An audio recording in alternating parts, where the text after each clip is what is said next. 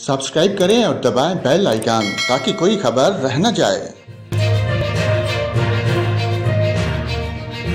ناظرین، آپ کو بتائیں کراچی غربی کے علاقے سرجانی ٹاؤن کے نوائی گوٹ میں مبینہ طور پر والد کے تشدد سے 2.5 سالہ بچہ جان بحق ہو گیا۔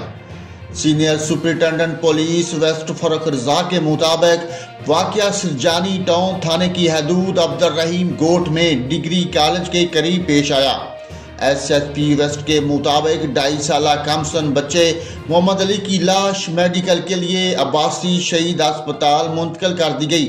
فرخ رضا نے بتایا کہ ملزم عبدالعزیز کھچی لاڑکانہ سے تعلق رکھتا ہے، جسے حراست میں لے لیا گیا ہے، جس نے ابتدائی بیان میں بتایا کہ بچے کو اس نے تشدد کا نشانہ نہیں بنایا بلکہ اس کا بیٹا بیماری کی وجہ سے انتقال کر گیا ہے۔